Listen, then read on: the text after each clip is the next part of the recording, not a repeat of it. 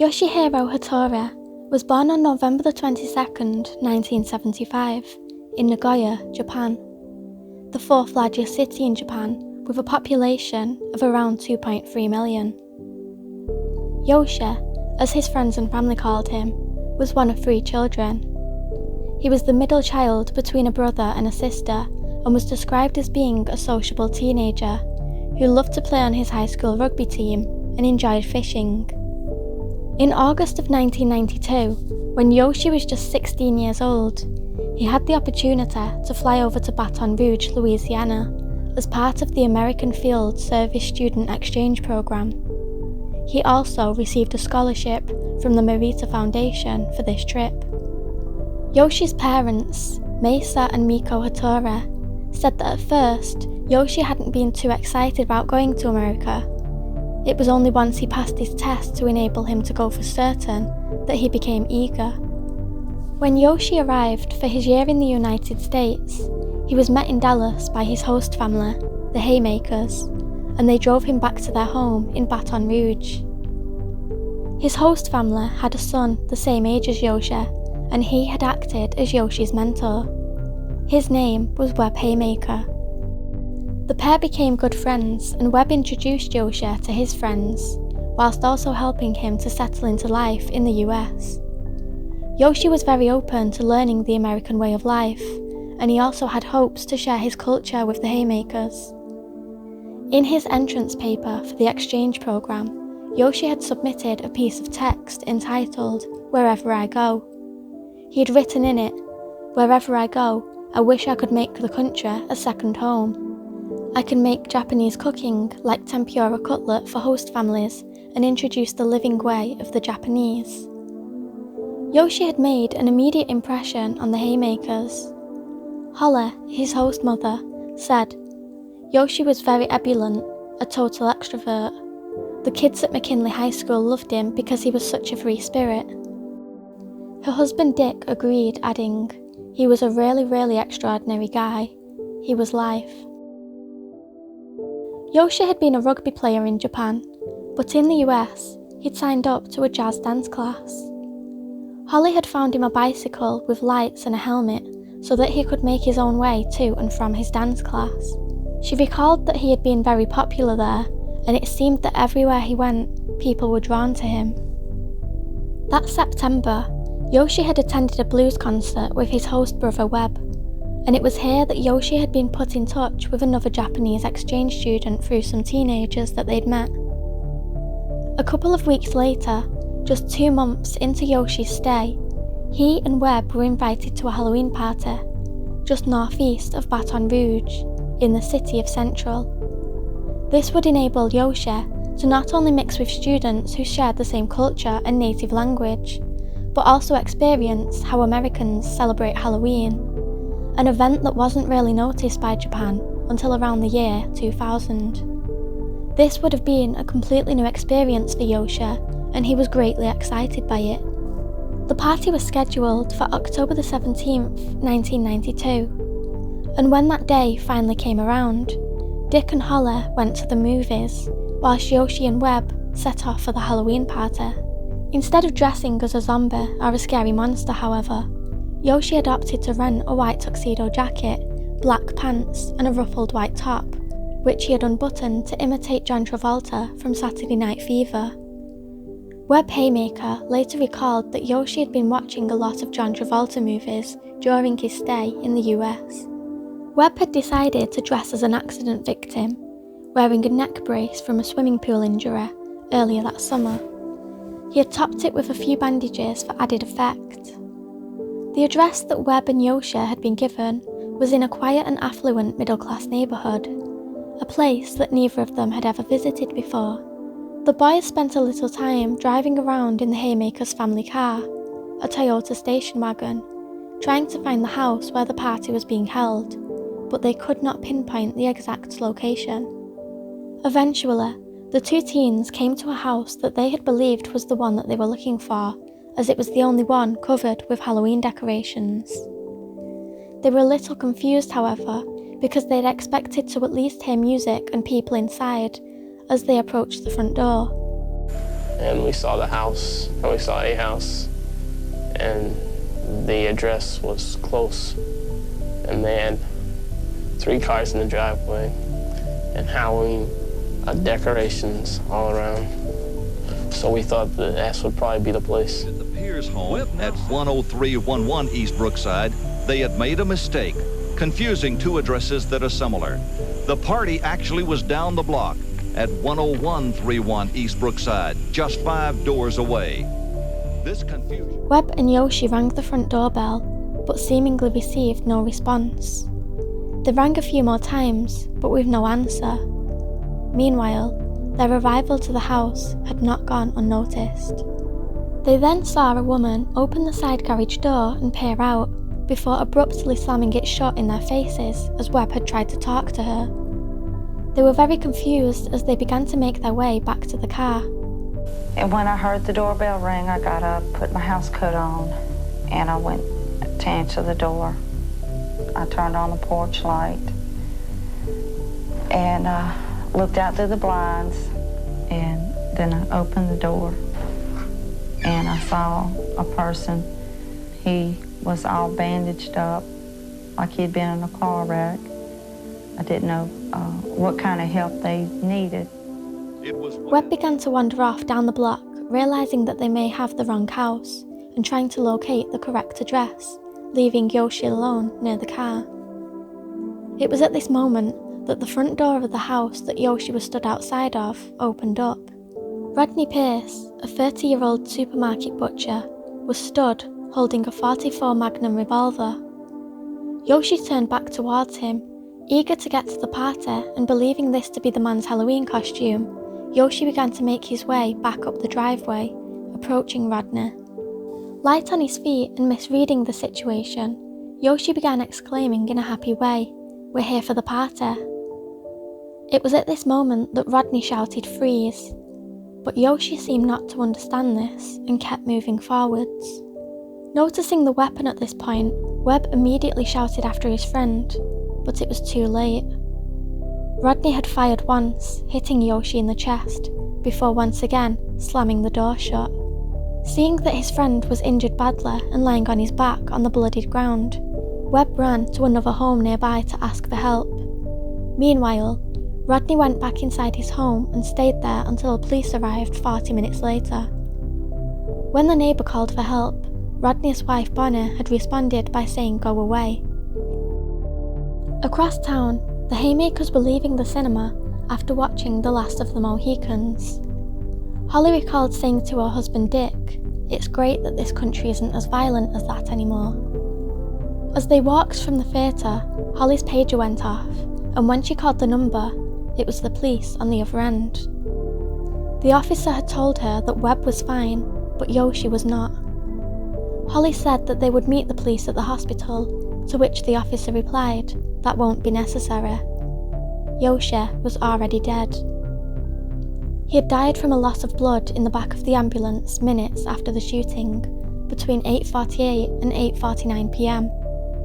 The bullet had pierced the upper and lower lobes of Yoshi's left lung, exiting through where the 7th rib is situated. His blood-drenched tuxedo shirt, part of his Halloween costume, is a haunting reminder of the violent ending to Yoshi's short life.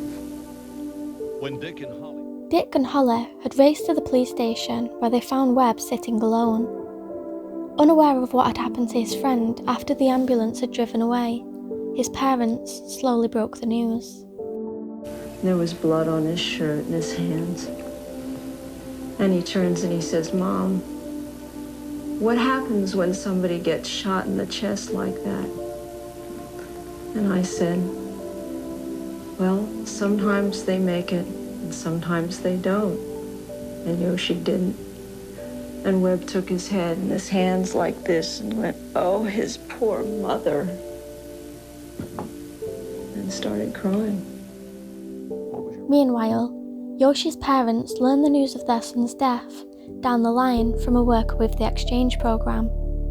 His mother Miko retreated to her son's childhood bedroom and began to cry. 2 days after the killing, the Hottoris flew to New Orleans, but the Hottoris had only one concern, and this was for the Haymakers. The first words Yoshi's mother said were, "How is Webb?"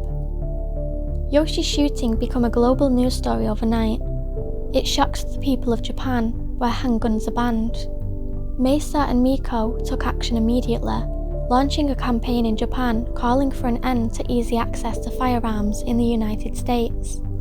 Back in Baton Rouge, Rodney Pierce's trial had become a media circus. Police who had arrested Rodney went on to release him without charge, assuming he was within his rights to shoot a trespasser. But after complaints from Louisiana's governor and Japan's consul in New Orleans, he was rearrested and charged with manslaughter. And so, the events of what had happened that night soon came to light. When Yoshi and Webb had arrived to the house and mistakenly knocked on the door of the Pierce's home, believing it to be the address where the party was being held, Bonnie Pierce, Rodney's wife, had peered out of the side door. She claimed that Yoshi had scared her, and so she had ordered her husband to get the gun. Claiming to have never seen his wife so frightened, without investigating the situation further, Rodney ran to the bedroom to get his .45 caliber gun. I could see this fear that I'd never seen before, and actually her telling me to go get the gun. I didn't ask any questions. Rodney ran to his bedroom closet to get this gun, which he legally possessed. A .44 caliber Magnum Smith & Wesson pistol with an 8-inch barrel and a hunting scope. The deadly weapon was loaded and ready to fire when they rushed back to the door. Rodney then looked through the blinds, and although he saw no one there, he opened the door. You looked through the And before I realized it, I hollered for Rodney to get the gun. Your phrase, "get the gun," was unusual. Yes, sir. What were you thinking? Why get the gun? I wasn't even thinking. I had problems with dealing with that because that's just not something I say. Bonnie said, Rodney and Bonnie said that they had been startled by Yoshi's extremely unusual way of moving, noting that any reasonable person would have found the teen scary. I'm not sure of the exact manner in which Yoshi was moving, but I think this was a bizarre way of trying to establish a self-defense case. Unfortunately, the defense worked. In May of 1993, after a 7-day trial, Rodney Pierce was acquitted after a jury deliberation of just 3 hours, with Rodney Pierce being emphasised an average Joe, no different to the jury members' neighbours. I'm still unsure as to how he managed an acquittal. Yoshi was not armed, he had no mask or disguise, he had not tried to make entry into the home, he hadn't gone round the back of the house or peered through the windows, he had simply rung the doorbell. What was going through your mind at this point? I was very upset, terrified. but there's an apparent contradiction in Rodney's portrait of Tara. During the trial, Rodney testified he remembered Yoshi laughing, and even Bonnie testified that Yoshi, quote, looked like he was laughing or smiling. This was a 145-pound kid with a big smile on his face, wearing a white tuxedo. Does that sound like someone who is going to come around and do you harm? I knew he had a white, or appeared to be a white jacket on, is what I testified to. Other than knowing any more, I didn't, because I didn't have time. So I was focusing, trying to see what was in his hand. This camera is what Yoshi had in his hand, but in the heat of the moment, Rodney feared it could be a gun. So he ordered Yoshi to freeze, but he didn't stop. Many believe that Yoshi, because of the language barrier, didn't understand what Rodney meant. I have often wished that we'd had a French boy or a Norwegian boy, because I'm not so sure that that boy would have been shot. In what way? Do you think it contributed to her fear? Yeah. Looking She said- outside and seeing an unfamiliar face? Yeah, she said, I knew he was darker than me. At the trial, while giving a description of Yoshi, Bonnie testified that, quote, I guess he appeared Oriental. He could have been Mexican or whatever. And, quote, he was taller than me and his skin was darker colored. Now think of what happened. The moment Bonnie saw Webb, she thought nothing was unusual. She then saw Yoshi, and within a half a second, the door was slammed and "Get your gun" was said. Mesa Hattori attended the trial. Hearing descriptions of his son as an out-of-control, hyperactive Japanese exchange student who thought his job was to scare people. But he and his wife were not discouraged from their gun control activism. The Hattori's petition gathered pace, and in the end, some 1.7 million Japanese people had already signed. 7 days after my son's death, we began the petition drive for handgun control in the United States. Today, to Washington, D.C., we bring 1.7 million signatures collected in Japan.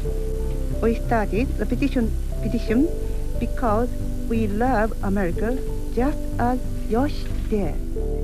Yoshi's story dominated the country's front pages and news broadcasts for weeks. Dick Haymaker also decided to gather signatures in the US. In the end, around 150,000 written signatures turned up by post. His wife Holly said, he basically gave his year to that petition drive. It was before email, it was before the web, it was before Facebook, before any of this, so it all had to be done by telephone and snail mail. Both families were in Washington in November of 1993 as part of their campaign. They even managed to speak with President Bill Clinton in the Oval Office. That month, Congress passed the Brady Handgun Violence Protection Act, mandating background checks on gun buyers and a 5-day waiting period on all purchases. President Clinton signed it into law just weeks after meeting with the Hattoris. US Ambassador to Japan, Walter Mondale, travelled to Nagoya to meet with the Hattoris in person in December of 1993 and gave them a copy of the law, saying they had a very definite impact on the passage of the Brady Bill. It was first introduced in 1991, but was not brought to a vote until a few months after Yoshi was killed. The American people deplore this senseless act of criminal violence, and we share in the sorrow of the Japanese people. The Hattoris also decided to launch a civil suit against Rodney Pierce, his wife Bonner, and their home insurance company. They were put in touch with Charles Moore, a lawyer who had form of taking on such cases. Charles Moore said, "I was never expecting to get paid anything on it. I thought the insurance company would refuse to pay because it was an intentional act, and there's no coverage for intentional acts." To his surprise, the insurer paid out $100,000. Judge William Brown told the court that self-defense was not acceptable, and that there was no justification whatsoever that a killing was necessary for Rodney Pierce to save himself. The Hattoris kept none of the money awarded. Instead, they left it all in the US to fund gun control measures. The Hattoris have said that instead of money, they would prefer to be given the gun that was used to kill their son. They want to destroy the weapon so it can never be used to hurt anyone else. The Haymakers have continued their gun control efforts. In September 1994, they helped organize a silent march in Washington, D.C. Over 40,000 pairs of shoes were placed around the Capitol to demonstrate the thousands of Americans killed by guns every year. Many of the shoes belong to actual victims. Both Miko and Mesa remain involved in activism nearly 3 decades on after their son's killing. Most recently, they spoke to students who survived the February 2018 Parkland shooting and took part in the March for Our Lives in March of 2018 to show their support. Holly and Dick aren't as actively involved in campaigning anymore.